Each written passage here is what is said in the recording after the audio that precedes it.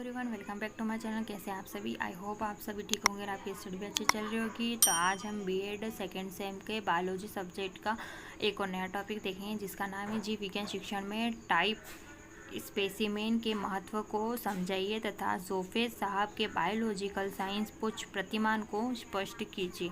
तो topic start कर लेते हैं। अगर टॉपिक थोड़ा सा भी यूज़फुल लगे आपको तो अपने फ्रेंड्स के साथ ज़रूर शेयर कीजिएगा और चैनल को लाइक शेयर एंड कमेंट ज़रूर कीजिएगा। जीव विज्ञान शिक्षण में टाइप स्पेसिमेन और जोसेफ साहब के बायोलॉजिकल साइंस पुच्छ प्रतिमान दोनों का महत्वपूर्ण स्थान है। टाइप स्पेसिमेन का महत्व जीव विज्ञान शिक्षण में। परिभाषा। तो टाइप स्पेसिमेन वह मानक नमूना होता है जिसका उपयोग किसी जीव जाति के वैज्ञानिक वर्णन के लिए किया जाता है। यह एक संदर्भ नमूना होता है जो उस जाति व्यक्तियों की विशेषताओं का प्रतिनिधित्व करता है। यानी टाइप स्पेसिमेन एक मानक नमूना है जिसका उपयोग किस लिए किया जाता है? जाति वैज्ञानिक वर्णन के लिए किया जाता है और इसका संदर्भ नमूना है जिससे व्यक्तियों की विशेषता का प्रतिनिधित्व किया जाता है। इसका महत्व, तो इसके 4 महत्व है। मानकीकरण में सहायता, तुलनात्मक अध्ययन, प्रयोगशाला कार्य, साक्ष्य आधारित शिक्षा। फर्स्ट पढ़ेंगे इसमें मानकीकरण में सहायता। तो टाइप्सिन वैज्ञानिक वर्गीकरण और नामकरण के लिए आधार प्रदान करता है। शिक्षण में यह छात्रों को वैज्ञानिक पद्धति समझाने में मदद करता है। यानी टाइप्सिन क्या है? जो वैज्ञानिक वर्गीकरण और नामकरण के लिए आधार प्रदान करेगा और यह छात्रों को वैज्ञानिक पद्धति को समझाने में भी मदद करेगा।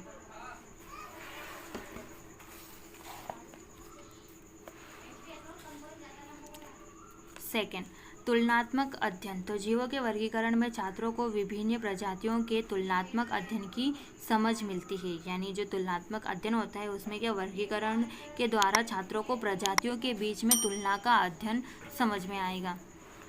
थर्ड है प्रयोगशाला कार्य। जो छात्रों को प्रयोगशाला में टाइप स्पेसिमेन दिखाकर प्रजातियों की पहचान और विश्लेषण सिखाया जा सकता है। यानी जो छात्रों को प्रयोगशाला के द्वारा टाइप्सिन दिखाकर प्रजातियों का पहचान और विश्लेषण सिखाया जाता है।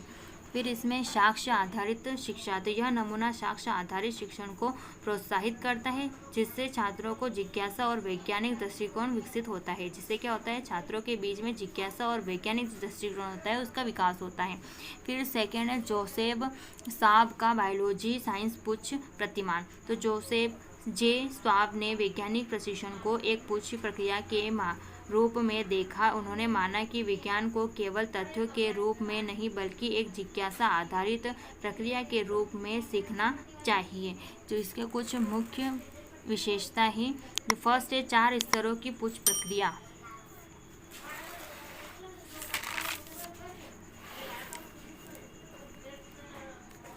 तो फर्स्ट पढ़ेंगे इसमें स्तर और विवरण। फर्स्ट है अनुकरणात्मक पृच्छ। तो शिक्षण द्वारा प्रयोग और उत्तर पहले से तय होते हैं, छात्र अनुसरण करते हैं। संचित पुच्छ। तो समस्या शिक्षक देता है, प्रक्रिया भी निर्धारित होती है और उत्तर छात्र निकालता है। निर्देशित पुच्छ। समस्या शिक्षक देता है पर समाधान विधि छात्र स्वयं विकसित करता है। फिर है मुख्य पृच्छ। तो छात्र समस्या विधि प्रयोग और निष्कर्ष सब कुछ स्वयं तय करता है और यह उच्चतम स्तर है। फिर सेकेंड है इसमें विज्ञान की प्रक्रिया के रूप में प्रस्तुत करना। छात्रों को वैज्ञानिक पद्धति निरीक्षण प्रयोग विश्लेषण और निष्कर्ष निकालने की प्रक्रिया का अनुभव कराना। समस्या आधारित शिक्षण। छात्र स्वयं समस्या खोजे और समाधान की दिशा में सोचे, इससे उनकी आलोचनात्मक सोच और रचनात्मक बढ़ती है। ज्ञान निर्माण में भागीदारी। स्वाब के मॉडल में छात्र निष्क्रिय ज्ञान प्राप्तकर्ता नहीं बल्कि सक्रिय ज्ञान निर्माता होते हैं। निष्कर्ष।